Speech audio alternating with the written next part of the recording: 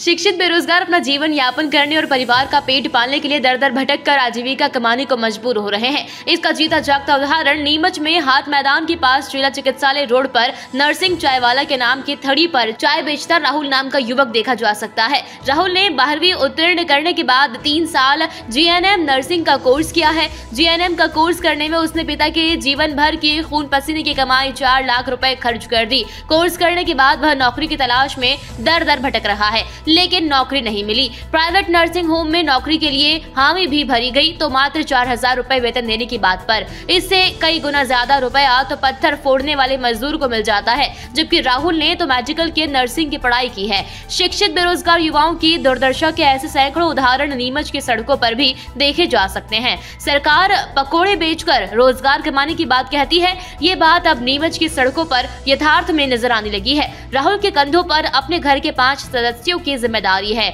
बेटे को पढ़ाने लिखाने के बावजूद पिता को वृद्धावस्था में मजदूरी करना पड़ रही है और राहुल को चाय बेचना पड़ रही है। देश की प्रतिभाओं की इस बदहाली पर सरकार को अपनी रोजगार नीतियों के बारे में नए सिरे से विचार करने की जरूरत है। नमस्कार दोस्तों, आप जुड़ चुके हैं वॉइस ऑफ एमपी से और मैं हूं अब्दुल अली ईरानी।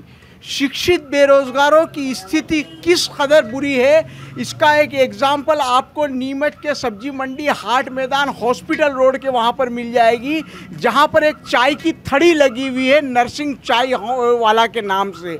यहाँ पर राहुल नाम का ये लड़का जो है शिक्षित बेरोजगार है और जीएनएम का कोर्स कर रखा है, नर्सिंग का कोर्स कर रखा है और नौकरी न मिलने के कारण से मजबूरी इस कदर हो गई है कि अब उन्हें चाय की थड़ी लगानी पड़ी है, चाय बेचने का काम करना पड़ रहा है। आइए हम बात करते हैं राहुल से कि क्या मजबूरियां रही और किस वजह से उन्हें चाय बेचने के लिए मजबूर करना पड़ा। राहुल जी सर, क्या मजबूरी रही और क्या वजह रही कि आपको चाय बेचने का काम करना पड़ा और चाय की थड़ी लगानी पड़ी? सर मेरा नाम राहुल है। मैंने नर्सिंग 18-19 में पास आउट करी थी। उसके बाद मैं 2 साल मतलब बाहर रह के आया हूँ। बाहर जॉब करी है मैंने स्टर्लिंग राजकोट हॉस्पिटल में। वहाँ से आने के बाद कुछ परिस्थिति ऐसी हुई जिसकी वजह से मैं वापस बाहर नहीं जा पाया जॉब के लिए। और यहाँ लोकल में ऐसी स्थिति है, कोई भी प्राइवेट हॉस्पिटल में जॉब के लिए अपन अप्लाई करेंगे, CV वगैरह देंगे तो यहाँ पे बहुत सैलरी बहुत कम न के बराबर मिलती है। तो इस कंडीशन में अपना ना तो घर का खर्चा निकल पाता है, ना अपना सेल्फ खर्चा निकल पाता है। इस हिसाब से मैंने अपने चाय का होटल लगाया है। आपने यहाँ पर गवर्नमेंट हॉस्पिटल में या गवर्नमेंट जॉब के लिए और कोई प्रयास किया और कितनी सैलरी मिल रही थी यहाँ पे? सर कोरोना काल में सेकेंड फेज में मैंने यहाँ पे अपनी सेवाएं दी है कोविड में अपने जिला चिकित्सालय में। वहाँ उस टाइम कॉन्ट्रैक्ट बेस था तो उस पर हमको और भी स्टाफ थे उनको 20,000 रुपये मंथली सैलरी दे रहे थे। उस टाइम पे सरकार के द्वारा जो कॉन्ट्रैक्ट बेस वैकेंसी निकाली थी उसमें 1 महीने और 15 दिन ऐसी कुछ ड्यूटियाँ करी हैं, हमने हमारी सेवाएं दी जिला चिकित्सालय में। उसके बाद हमको निकाल दिया गया था। अभी प्राइवेट हॉस्पिटलों में ऐसी कंडीशन है कि यहाँ पे इतनी सैलरी मिलती नहीं है। 3-4 हज़ार, 5 हज़ार, 6 हज़ार, इससे ज़्यादा सैलरी नहीं मिलती है। इतने कम रुपयों में घर का गुजर बसर नहीं हो पाता है। घर में कितने लोग हैं जो आप पर आश्रित है और किस तरह से घर चलाया जा रहा है? सर हाँ, फैमिली मेम्बर कुल मिला के हम 5 जने हैं, वो सारे मेरे ऊपर हैं। पापा मजदूरी करते हैं, मम्मी हाउसवाइफ है, वो कुछ कर नहीं पाते, उनकी अधिकतर तबीयत ख़राब रहती है और मैं अकेला ही हूँ कमाने वाला। बड़े भैया हैं वो उनके अलग रहते हैं, तो बाहर रहते हैं, वो उनके हिसाब से काम करते हैं। मैं घर में अभी फ़िलहाल मैं ही हूँ जो सब कुछ देखता हूँ, मैनेज करता हूँ। गवर्नमेंट हॉस्पिटल के लिए या गवर्नमेंट डिपार्टमेंट में, कहीं हेल्थ डिपार्टमेंट में आपने कोशिश की सर्विस के लिए? जी बिल्कुल करी है। 3 से 4 एग्ज़ाम मैंने दी है। अभी तो जो 3 अगस्त का जो एग्ज़ाम निकला हुआ है उसकी एग्ज़ाम दी थी मैंने। एग्ज़ाम का अभी तक रिज़ल्ट नहीं आ पाया है। जी, मेरी सरकार से यही रिक्वेस्ट है कि पहले जो अगस्त में जो एग्ज़ाम दी है, मुझे ऐसा लगता है कि शायद उसमें मेरा नंबर आ सकता है। तो सरकार से रिक्वेस्ट करता हूँ मैं कि उसका रिज़ल्ट जल्द से जल्द डिक्लेयर करे ताकि जो भी स्टाफ है उनको मालूम पड़े उनकी क्या स्थिति है। सरकार की ऐसी कंडीशन है, अभी तक जो एग्ज़ाम दी है उसका रिज़ल्ट अभी तक नहीं आया है, जबकि वो अगस्त में दी हुई एग्ज़ाम है। शिक्षित बेरोजगार लोगों की स्थिति दर दर भटकने जैसी हो रही है। आप इसे लेकर क्या सोचते हैं, क्या कहेंगे? सर मैं सरकार से ये निवेदन करूँगा कि जितने ज़्यादा सैलरी में जो एम्प्लॉय काम करते हैं उनकी सैलरी अगर कम करके सब में बराबर का हिस्सा करके और वैकेंसी निकाल के अगर उनको जॉब दी जाए तो सबके लिए अच्छा होगा।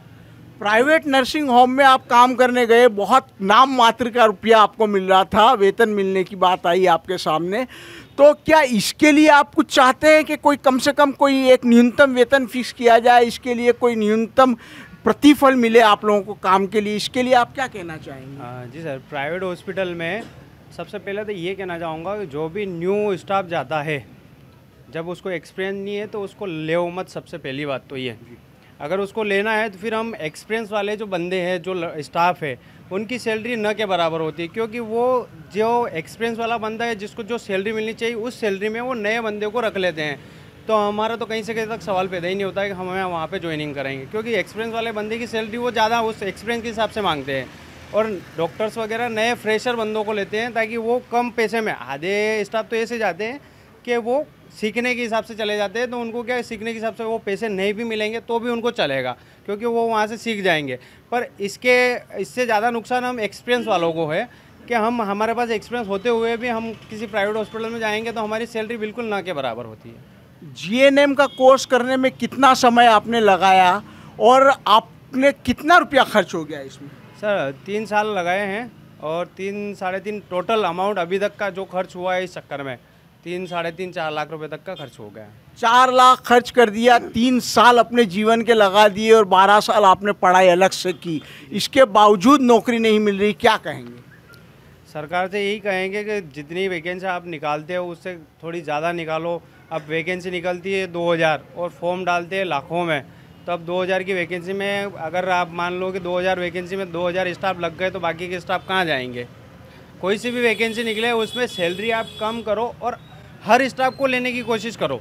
वैकेंसी ज़्यादा निकलेगी, अगर सैलरी कम होगी, वैकेंसी ज़्यादा निकलेगी तो 50,000 अगर मेंबर स्टाफ है उसमें से 3,000 5,000 की आप वैकेंसी निकालोगे तो बाकी स्टाफ क्या करेंगे? हमारे जैसे मेरे जैसे चाय बेचनी पड़ेगी या दूसरा कोई धंधा खोलना पड़ेगा उनको। रोजगार नीति को लेकर सरकार की क्या विचार है आपकी? सरकार से मैं कहना चाहता हूँ कि आप जो बोलते हो कि हमारे देश का युवा पकौड़े बेच के अपना घर का खर्चा चला सकता है, ठीक है, हम ये चाय बेच के खर्चा चला लेंगे, तो फिर आपकी बात पे हम अटल करते हैं। इससे अच्छा है कि कोई भी स्टाफ या कोई भी लड़का या लड़की कोई पढ़ाई नहीं करे। अगर आपका कहना है कि पकौड़े बेच के हम घर का खर्चा कोई भी आदमी चला सकता है, कोई भी पढ़ा लिखा युवक, तो हम फिर यही काम करें, पढ़ाई छोड़ दें फिर, इससे ज़्यादा और क्या करें हम सब। तो आपने सुना, राहुल कह रहे हैं कि पढ़ाई करना बेकार हो गया है, सरकार पकोड़े तलकर रोजगार कमाने की बात कर रही है, अपना परिवार चलाने की बात कर रही है। इन्होंने जीएनएम के कोर्स में अपने महत्वपूर्ण जीवन के 3 साल लगाए, एकदम युवा है, पूरा परिवार इनके ऊपर आश्रित है और 12 साल पढ़ाई की, 4 लाख रुपए लगभग खर्च हो गए, बावजूद इन्हें हासिल हुआ तो कुछ नहीं, केवल एक चाय की थड़ी लगाकर अपना घर परिवार चलाना पड़ रहा है। और सरकार जो है रोजगार का बड़े बड़े ढिंडोरे पीट रही है। ऐसे में बेरोजगार, शिक्षित बेरोजगार युवा करे तो क्या करे, अपने घर का लालन पालन किस प्रकार से करे? वॉइस ऑफ एमपी के लिए मेरे सहयोगी पवन राव शिंदे के साथ अब्दुल अली।